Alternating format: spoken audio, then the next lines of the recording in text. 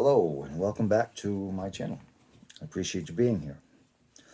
I'm going to take this time and make this video about what I have experienced that has gotten me to the point of being a true believer. I believe nowadays that really anything is possible, but I definitely believe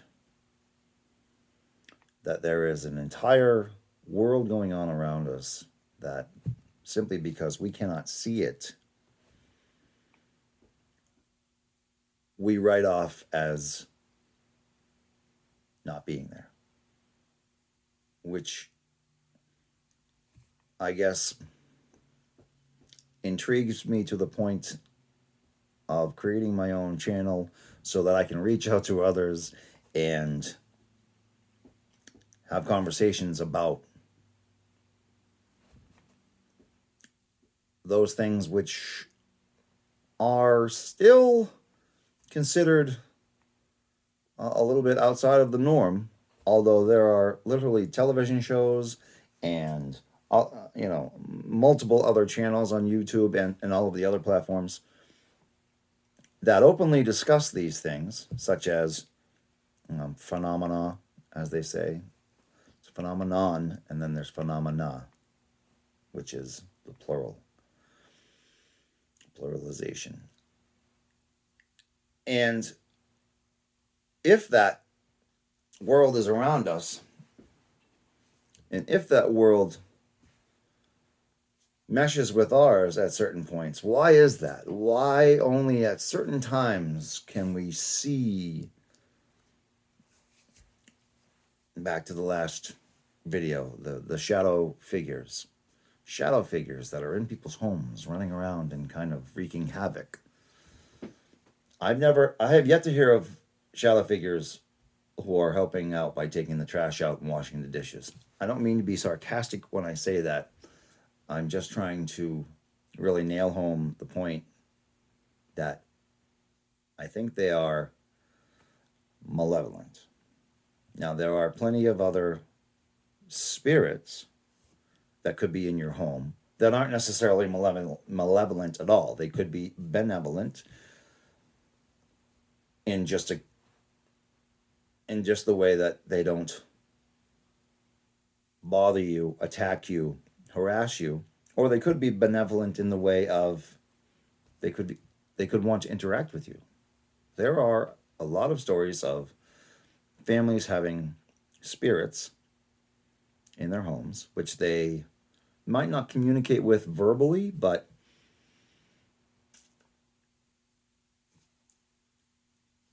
certain things that go on show them that they are interacting with something with some sort of intelligence, as opposed to, say, a poltergeist, which seems to be more of an energy than anything you would call, I keep looking down at my notes here, sorry. There was a comment the other day from somebody who was correcting me on using the term shadow creatures. And they said I should call them shadow figures. And that would be more respectful than calling them shadow creatures. I'll take that 100%, and I actually made a whole other video about it because it was a great icebreaker for other things that I'd like to say, I wanted to say. So, getting back to me. When I was a toddler, couldn't have been more than 4 years old, in my bedroom, I remember distinctly seeing this, and I will call this a creature because this had physical form. This was moving. This was not a wisp. This was not a shadow out of the corner of my eye. It was there. And I have to stand up for this one. It was kind of walking across my room with a very strange, hunched over kind of position. 2 legs, 2 arms, a head. I don't remember what the face looked like, but I believe it had a face. I was looking at the left side profile of it as it walked. It was on the far side of the room from me. as it walked towards the bathroom door. And for years, believe me, for years, whenever it popped into my mind, I would try to make excuses about what it probably was. Back then, it would have been my father, my mother, my sister, and myself in the home. We did get visits from aunts and cousins. I don't know that they would be upstairs in the bedroom area for any reason, but for years, I told myself it must have been my aunt. And I must have been just waking up and seeing her in that daziness and pictured her incorrectly. That must be it. That must be it. Because it wasn't daddy, and it wasn't mommy, and it definitely wasn't my sister. So, cut to about 3 years ago. So, when I was a toddler, that was before 1980. I would have been 6 years old in 1980. So, somewhere back in the late 70s. It is now 2023. So, I'll say 3 years ago, 2020, I'm watching Paranormal Caught on Camera, the Travel Channel show. And the episode is about things caught on nanny cameras. The cameras you'll leave in the toddler's room to make sure that they're safe in their crib. And if they start crying, then you'll hear them so you can come or not come. I don't have kids. I don't know how you would decide that. But in one of the segments, you could see the baby's crib, and the camera was on the crib, but you could see the rest of the room. And smack dab past the crib was the same thing I had seen when I was a toddler. I mean, the same exact thing. I don't think that those people lived in Massachusetts. I don't even know if they lived in the U.S. But it was at least 30 years in between. I'm trying to say, I don't have any reason to say that the two coincide, which makes me jump to the very next question, which is, well, if I saw that in the late 70s in my room, in my bedroom, when I was a small, small child, and this other small, small child is being visited by the same exact thing, does this thing go around and do whatever it's doing to toddlers all over the world? I don't know. But if you have a story like that, could you please let me know? If something came and visited you when you were a toddler, pretty much before you could talk. I don't think I could even talk yet. And I don't remember much from back then. I know it was a long time ago, but that's how it impacted me. I remembered this thing for decades afterwards. I honestly have been thinking about this before I started recording right now, and I kept asking myself, was I scared when it was there? And I don't honestly have the answer to that question. I don't remember. I'm assuming that I was, but I don't even know why I'm assuming that I was. Just because there's a hunched over creature, obviously it's a little concerning because toddler, stranger, but speaking of it in a paranormal way, I have to keep an open mind. Maybe it wasn't malevolent. Maybe it was there to do something good. Give me some information that I've forgotten up until now. I just don't know. I'm going to leave that one open. So that was the first time. I didn't live my life thinking about paranormal things. After that, I didn't, let it run my life by any means at all. It was just there. It was always there. I've always been one to feel as though there is much more to life and there's much more in the world that we're not in tune with. And more we're realizing that existence is actually, I don't want to jump too far with this, but basically a resonance, a sound resonance around us. I should probably slip this in here right now. I, back in 2017 up until 2018, had been watching Family Guy episodes over and over again. And there's nothing wrong with that. But at one point, I asked myself, could I be using this time better?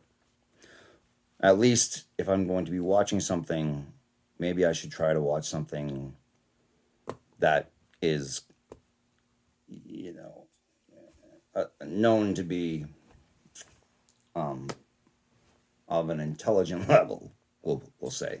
So what I did was I jumped the complete opposite direction and looked up Einstein's, well, basically Einstein, and went through the E equals mc squared and all of that, but got to the light slit experiment. And if you don't know what I'm talking about, I would highly suggest that you look up Einstein and the light experiment. I believe it's the light slit experiment because the photons have to go through slits in a barrier, and photons being light particles. And when those photons go through those little slits, they're cuts, slits, in a board or a piece of paper, you know, he and others after him measured where or how the light would come out of those slits. Would it stay straight as it came through, or would it wander and end up, I should be saying this, and there was a board at the other end of it that could measure where the literal photons, not light beams, but each little light particle ended up. Science, huh? Pretty crazy. And that's a lot to get your head around. First, you've got to get the light set up. You've got to build the whole thing. There's a partition in the middle. That's a word I should be using, which is it's very thin. It's just a block light except for these little slits that were made in it. And, you know, it has to be a situation where everything, you know, as science goes, you have to reproduce it. It has to be, everything has to be measured and be the same every time. The long of the short is the answer to that. And I'm not saying I could teach this stuff, but when the light goes through these slits, sometimes the light particles end up going astray and not straight, and other times they go straight and make a very uniform, what am I trying to say? They make a uniform, they do the same thing, pattern. They make a uniform pattern is what I'm trying to say. The crazy thing about that experiment is way back when it was done first, and to this day, when the scientists were observing the setup, if you will, while it was being done, the light particles, I forget which way it goes now, you're going to have to look it up on your own. When they watched it or observed it, the light particles became waveforms or they became particles. And if it weren't observed, one thing would happen, but when it was observed, another thing would happen. Every time. Or excuse me, more often than not. So so far that even if the scientists were in other rooms but had cameras on the setup, if they were watching the monitor in the other room of the camera feed, somehow the photons reacted as if they were being observed in the room. That's a lot to take on, I know. And I've totally butchered it. So please go check it out for yourself. Very easy to find. Einstein, the light slit experiment. I know I'm butchering it. For those of you who know what it is, I apologize. But to get there and to learn for yourself is the best part of it. Again, this coming from a guy who was watching Family Guy, to jump right into that. I probably should have gone to a few middle of the road things, but I decided to go all the way to the smartest person I knew, Albert Einstein, that I knew of. So, knowing that, let me add one thing to that. For any of you out there who know exactly what I'm talking about, I'd like to take it one step further. I don't want to argue with Mr. Einstein, but he said observed, if they were observed, if the experiment were observed. I'm going to go one step further and say acknowledged. And I say that very much so because as we all learn more about this paranormal stuff or,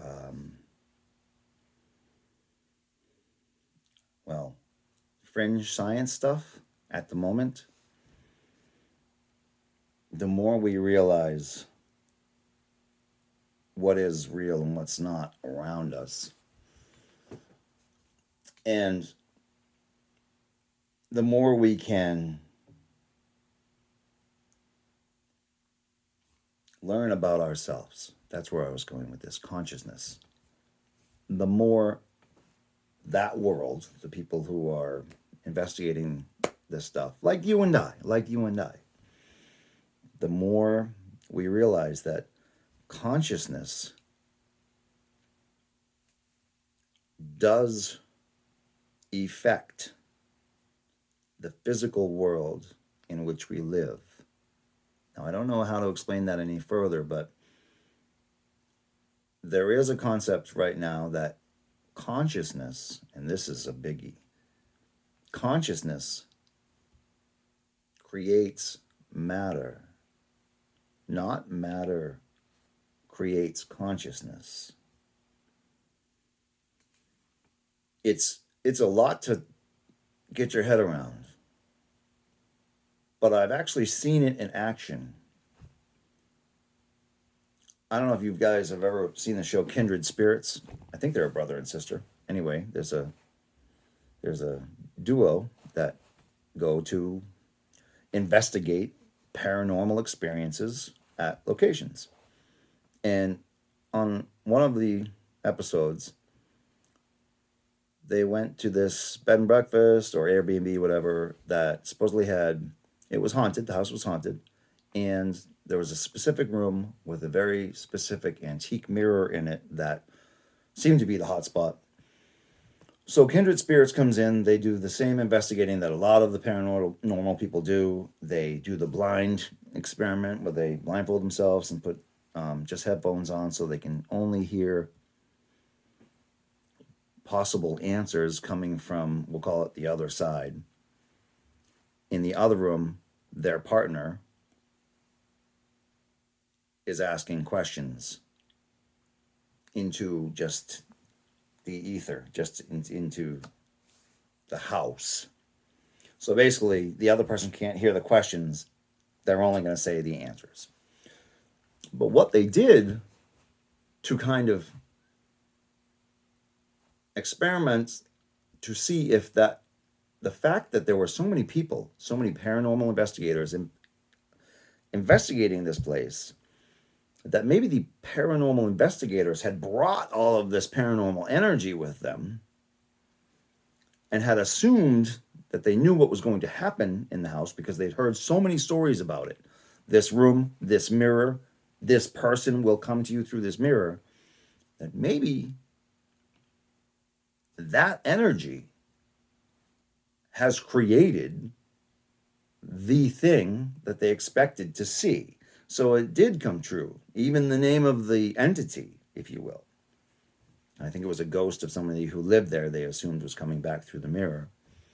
Again, I believe in all of this stuff. I'm not going off the reservation at all. I'm with them on this. But the two of them invited their other investigator in, who they have on the show often. His first name is Chip. I forget his last name. Wonderful guy.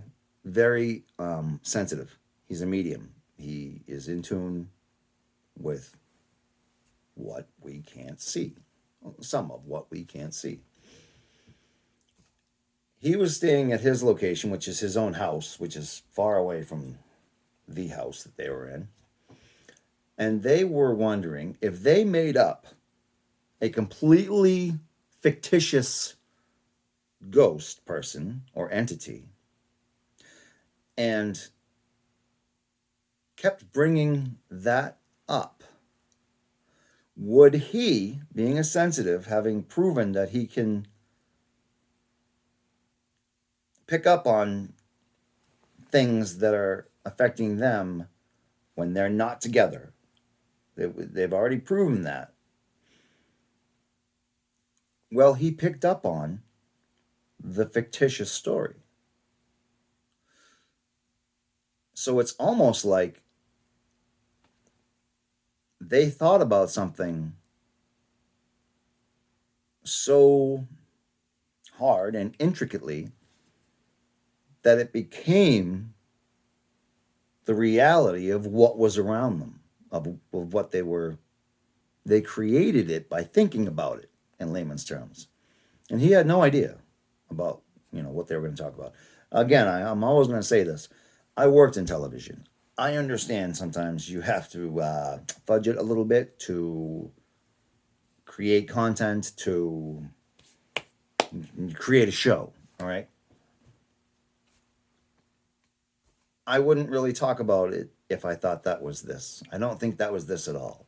It goes along with um, what is the skinny man, the tall skinny man, Slender Man. Excuse me, Slender Man. You didn't hear about Slender Man before the Slender Man murders, where the girls had made up this fictitious being that had done the killing to a friend of theirs. I believe that's where that all came from. And I mean, it had come up before then as just the myth of Slender Man amongst teenage girls and boys. But these girls had used it as an excuse at some point, so it kind of got some publicity and it took off. And then people started seeing these things. They started literally seeing these beings that, I mean, I've seen a couple of videos where this thing's 20 feet tall. And it is a slender, male-looking creature. Dressed, I believe, in like a black kind of suit. Meaning not a shadow figure. This is a different situation. I'm comparing this to any other cryptid. I'm comparing Slender Man to werewolves or any other kind of the Jersey Devil or any one of those, Mothman, any one of those, because those are all myths supposedly. But the more video content that comes around, the more and more that I'm asking myself, well, are they cryptids? Are they fictitious? Are they myths?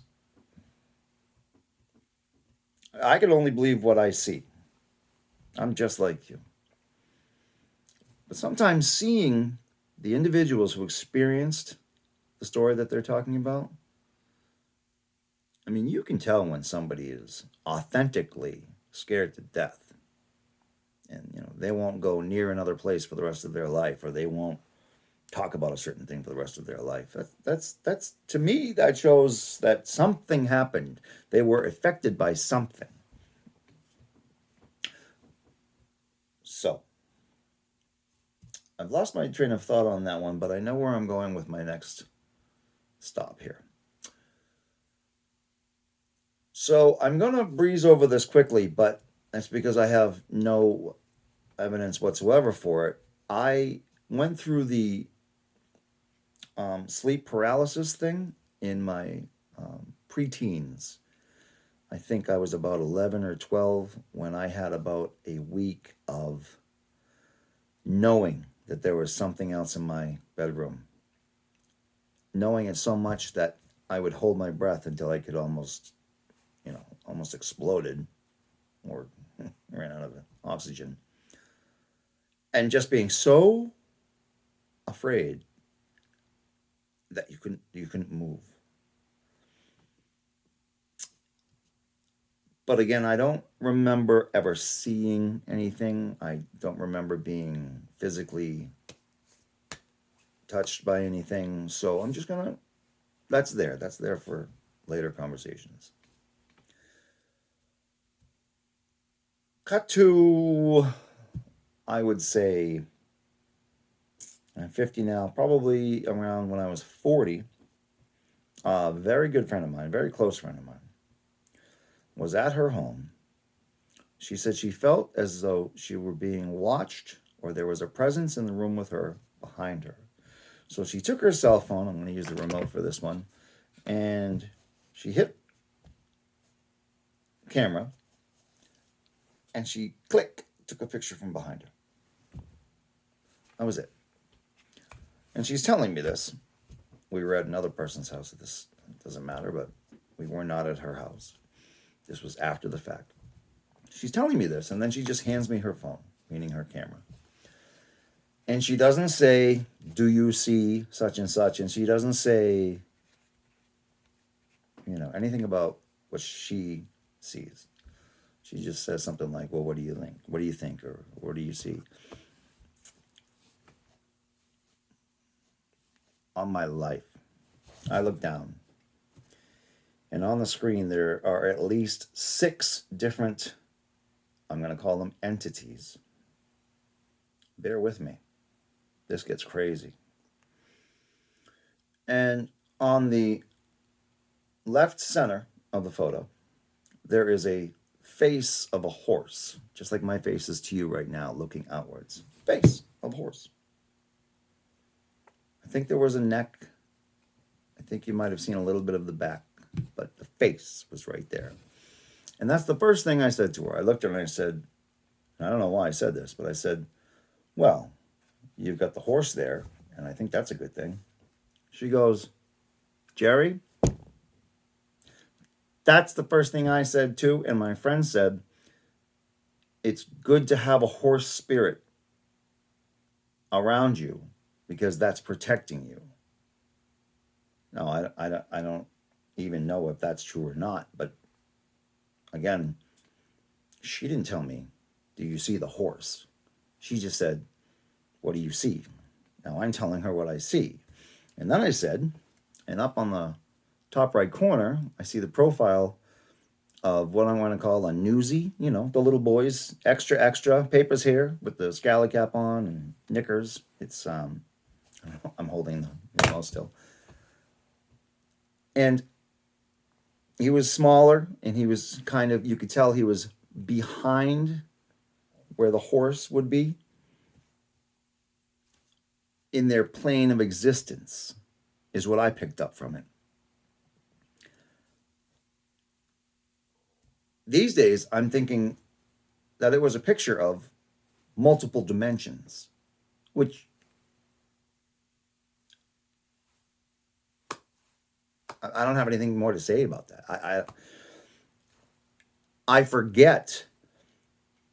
I think 3 or 4 other. I did jot it down. Oh man, you better believe I scribbled this down and did my best. I'm not an artist, but I had to have that down because I knew that somehow we'd lose the photo. And I think it's in one of my old cell phones. I hope so, and I hope someday I can dig that out. Or I will at least dig up the sketch pad that is buried somewhere that has those sketches. because I forget the other entities. I forget the other images. The horse, plain as day, huge. The little newsy guy, he wasn't tiny, but he was set back somehow. I don't know how to say that correctly. This is what's going to blow your mind. Dead center in the middle of the photo, I have to stand up for this thing, is this reptilian looking, huge wings, horns on the head, fangs out of the mouth. Don't get too worked up. I'm not even scared of this thing. Why? Because in its arms is the exact same thing as it is in miniature. You might call it a gargoyle or a demon, but that's almost rude. What I'm saying is, bear with me, guys. I don't know if this is just because I grew up Catholic, but this is what? This is the mother and child in reptilian form.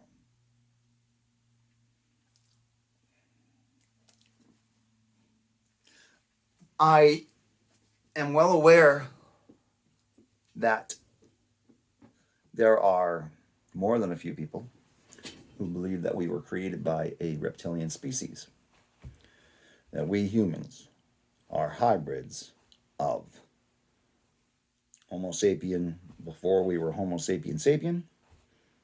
Even earlier than that could have been the Denisovans or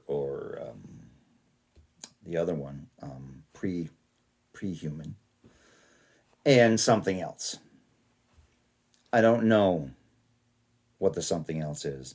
I think, and I'll tell you right now, I believe that we are hybrids between whatever human species was here on the planet and what we call grays. And the reason I say that is because with each generation, people's heads get bigger and their bodies are getting smaller. Well, that could be because of our diet, that could be because of a lot of things, but I mean, what's the definition? Not definition. What is the visual of a gray? You know, big head, spindly body. I think as the generations go on, we become more and more of not human. I'm not sure about any of that. I don't think anybody is. But somehow that creature has something to do with the world we live in because it was there. It was in her, I think she was in her very upstairs bathroom of all things. You know, mind you, I'm also of the opinion that there are an infinite amount of entities behind human beings at all time. I don't know why they're behind us. I have no idea. But that just seems to be where people are capturing actual photos and videos of these things. For some reason, they're behind us. And we get scratched on our backs. And we hear people whispering in our ears from behind us. I'm using the royal we here, but these are the things that I'm seeing on the shows, on the videos. We don't see things in front of us. But we'll see things in the mirror that are standing right behind us that we can't see. A lot of the time, those are those same shadow figures, which I would jump out of my skin. You know, I say I won't, and I hope I wouldn't. But if you ever were in the bathroom and looking into the mirror, and all of a sudden there was a face right behind you, I don't know, man. I don't know. And I'm telling you, I believe this stuff is real because I have experienced a few things. This was a biggie. This person is no editor. There were no apps at this point to create the scene. I know exactly who she is, so this was a straight up click. Here you go, Jerry. Take a look at this. From that point on, and let me tell you, that moment is when I think we all have this same thought. You want to believe. You want the excitement, you want the knowledge, you want the understanding that there is a paranormal world around you that you're living with, but it also scares the hell out of you that now that you've seen it, might it have seen you? And what happens then? Like, I don't know. I'm not saying it's a bad thing. I'm not saying it's a good thing. I'm just saying, you have seen past the veil, if you will. So do they know that you can see them now? I mean, does this turn into a sixth sense thing? Well, that's tough. Sixth sense thing. I mean that. I mean that most sincerely. And this entire time I'm talking into the camera, I don't have anybody in the room backing me up. So believe me, I keep thinking about the non-believers out there who are going to just, either comment like crazy or just look at me and go, wow, he's really just lost it completely now. I haven't. It's not. I'm not talking to ghosts. I don't see things all around. I'm saying I've seen things on a very few occasions. And that photo was one of those occasions. And the last, but certainly not least, I hesitate to even bring up, but that's only because I'm thinking that there are going to be non-believers who are watching this when no one's really going to be watching this. I'm too new at this, so I should just say it. So, I've had vivid dreams. I've had those dreams where you absolutely think that you're in reality and you're just going through your day until all of a sudden something very dreamlike is brought to your attention and you're like, oh my goodness, wow, this was so vivid. Oh, and you're out of it. I have had flying dreams, and I have had dreams where I have interacted with non-human creatures. All of those were dreams. I know they were dreams. This night, I became aware. I'm not going to say I woke up. I became aware that I was standing upright, or at least I was positioned like this. I'm sorry, I'm running out of room in here. I was positioned standing straight up, moving upwards, like towards my head, at an incredible rate of speed. Inside of what I'm going to call a tunnel, which was just big enough for me to be inside of. That's walls were rainbow. And I know it's the wrong way to say it, but bear with me. They were like rectangular lights that were different colors that were flashing as I moved. Or maybe they were steady and I was just moving so fast. I don't know. But the very first thought that came into my mind was, man, if you tilt your head or move an arm or leg, you're going to jam up in this tunnel like you're in a water slide and it all went bad. That's how real this was to me. It was not a dream. There, I've said it. I am aware that it may be my consciousness coming up with bits and pieces of things that I've heard. I am aware of that. Let me rephrase. It may have been a dream, but oh boy, do I still believe that it was real. Now, can I tell you where I ended up, what the destination was? No. That's what I wanted to say during this story. It wasn't me doing things to me in the dream.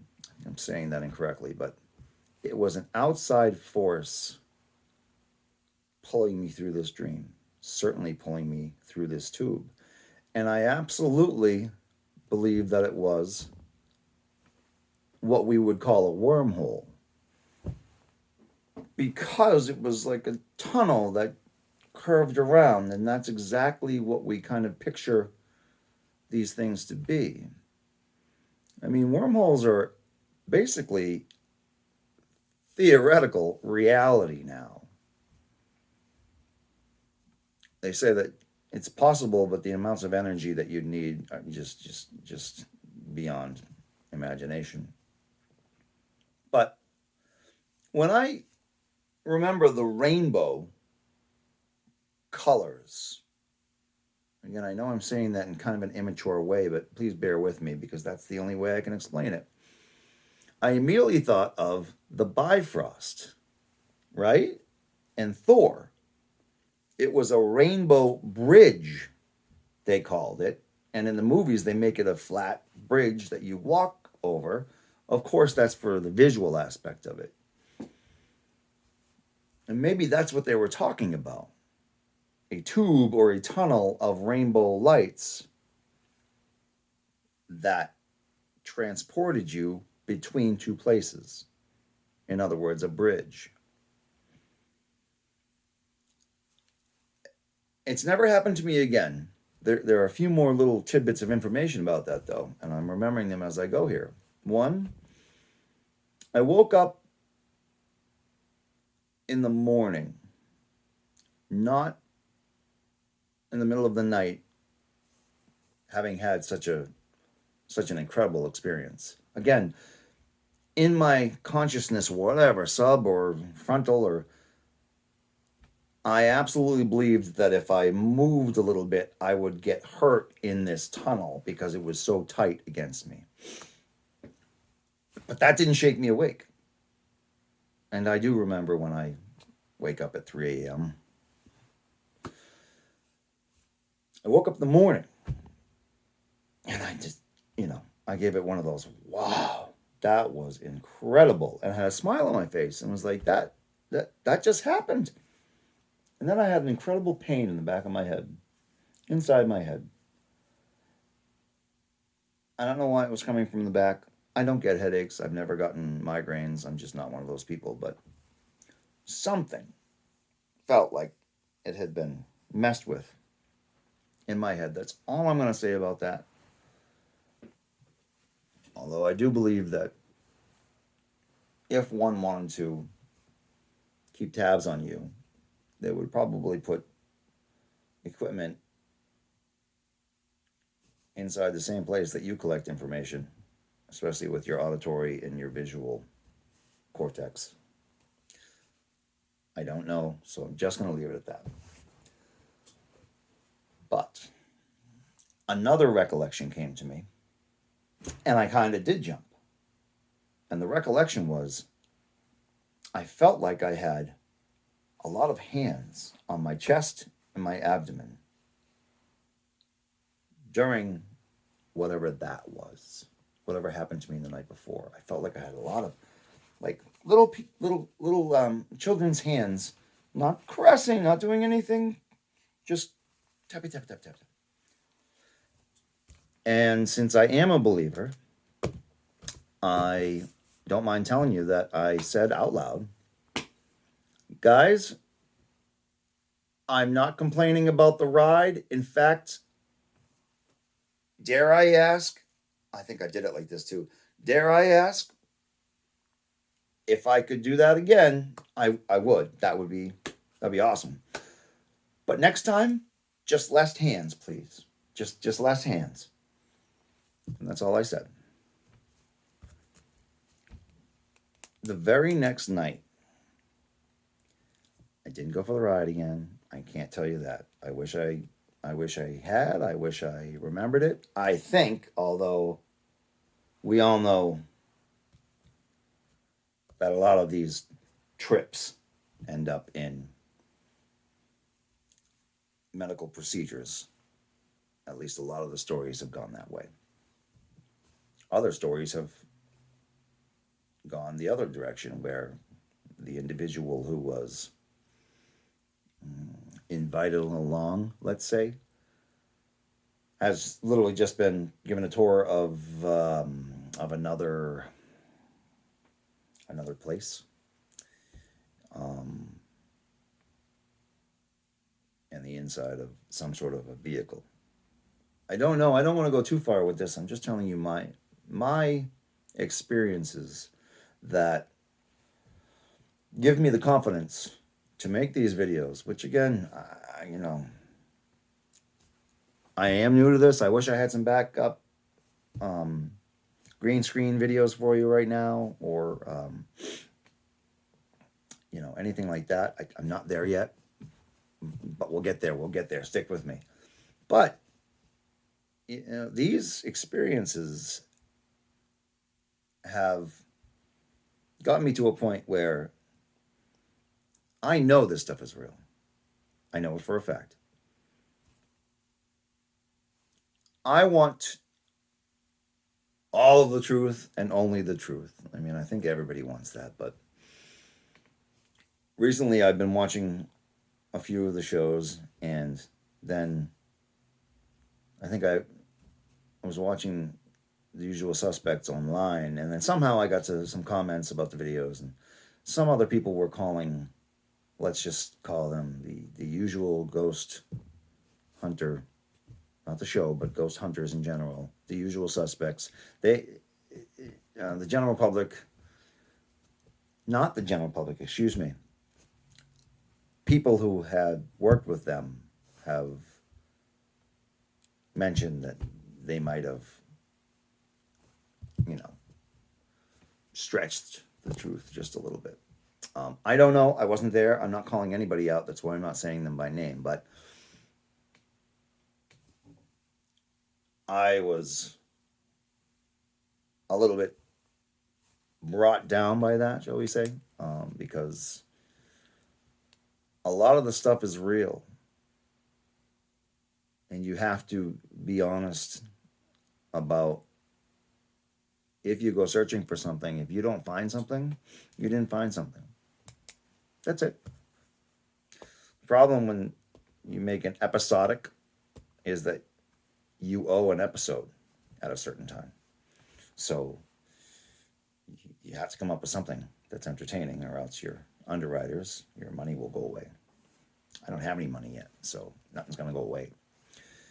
I want only the truth. As dry as it is, or as wild as it is. There are enough instances that happen around us each and every day that I believe that there is plenty of, dare I say, content out there. I would love to go investigating locations. I don't know if there's anybody out there that would like to join me, or if there's anybody out there that's already got the ball rolling and would allow me to join them.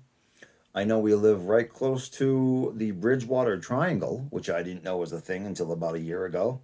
I'm from Massachusetts. We've been all over this place. I mean, when I grew up, we loved driving. We drove way out to everywhere. How I didn't hear about the Bridgewater Triangle is beyond me.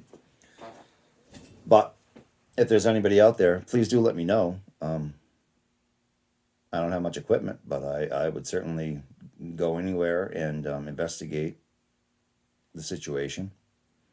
I know, speaking of the place where I saw the little boy's face, did I even bring that one up yet? I hope I did.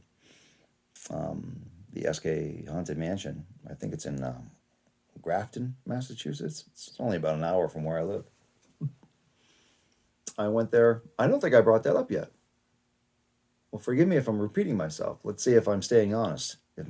If my story veers from the original one, well, no, I'm full of stuff. I looked up on one random Sunday, if Googled if there are any haunted places, locations near me. And the first one that came up, or the closest one I believe that came up, was the SK Haunted Mansion. I think it's SK something Haunted Mansion, but believe me, if you looked up SK Haunted Mansion in Massachusetts, you will find it. This place looks awesome. It is the Scooby Doo house. It, literally, with the cornices, with the architecture, with everything. This was a Sunday afternoon, which the day is mellow as it is. It was very overcast. It was raining out, not pouring, but raining. So the mood was perfect. The scenario was perfect. Like I said, I got there in an hour, and I did what we would have done on one of the shows I used to work for. That was like a DIY fix up your house show, um, and just took photos from each side of the house so I could kind of get a grand idea of every window and every door that was in the house, and then big wide exteriors. And I went home. I didn't look at them when I was there. The photos. I took them home, and I didn't look at them for at least a month, maybe two, because I don't know. I just didn't. I felt like I had the experience, and that was great. I didn't go in the house because I didn't have an appointment to be there, and the new owners do need you to set up appointments, and I do believe that you pay to, like, do a real investigation tour. The owners aren't, they're aware that there are groups that go around paying for these things. So I just showed up willy nilly. I didn't even try to ring the doorbell or anything. No one's going to let one person in with their phone just to take videos of their place for nothing. But I get home and I'm scrolling through them, and it's, there's some great shots. It all looks black and white because of the day it was, and the color of the house. It just looked awesome. And I zipped past one of the front doors, and I looked, and to the left, in the window of the door, is this face of this, what I'm saying, little boy. And in that face, excuse me, in the photo, say this is his face, around him was like this perfect halo of light with what I'm like energy flowing through it. Like it was like he was an angel, and he had not a the gold halo, but like in the Renaissance they painted the circle around their head because they didn't know how to get that depth of a halo that way, so they just made it like that. And it blew me away. It blew me away. I was like, because I didn't see it when I took the photo, and I'm pretty sure I would have seen somebody looking out the window at me. Maybe I missed it. I'll give the naysayers their okay. Maybe yes, the guy is charging to do tours, so maybe there's like a film on the window of the door that when a digital camera captures that, then and only then do you see this thing. That's possible. It could have been a projection from somewhere in the house to tantalize people. I'm almost leaning more towards that it was that now, but my reality scale is going no, no, no, no, no, no, no. Don't make excuses. That's what it was. It was what you saw. I am repeating myself now, but this is when I realized that there are hardcore non-believers and there are hardcore believers. Because I had texted this photo to a friend of mine and said, "Hey, take a look what I captured in the window of this haunted house." And he immediately wrote it off as rain trickling down the window, which was, you know, playing with your eyes or the camera. And it wasn't that. It just wasn't that. But I didn't argue with him. I totally understood. Not everyone wants to talk about ghosts and the paranormal, and you know, I'm not saying he was bothered by it or scared by it, but that might have been it. Or he's just looking at me like, oh no, Jerry's off the reservation now. And that's fine. That's fine. These days, who knows what's going to happen tomorrow? Who knows? So I'm confident in the content that I'm making right now. So, yeah, that's me. That's why I am super intrigued by all of this stuff, all of it. And it all comes together in many different ways. So, I'm not specifically a guy that wants to go investigate haunted houses looking for ghosts. I love to go to houses which are called haunted to investigate just what might be there. Because it very well might be shadow figures, or it very well might be ghosts, entities that used to have human form, have since lost that form, and but have stayed at that location. It it very well could be poltergeists, or I don't know how you pluralize that. Maybe it is just poltergeist, but it could be just poltergeist activity, which that's, I think, the most dangerous. I don't think there is anything quite what we would call intelligent going on with a poltergeist. I'm not saying they're dummies. I'm just saying I don't feel like that's thought. If I do this, this will happen. I think from what I've seen, that is just energy, like a little kid with no plans. Just first thing I look at, I'm going to do this, I'm going to do that, I'm going to do the other thing. I'm not saying I know. That's why we're here, right? Because we're going to find it out. And find it out we will. And find it out together we will. I have to thank, once again, at Dashy Cat for that first comment, for that first short I made about the shadow figures. I still appreciate that, and I always will, because you're the first comment that was ever made about these videos. So I owe you one. For the rest of you, please do comment.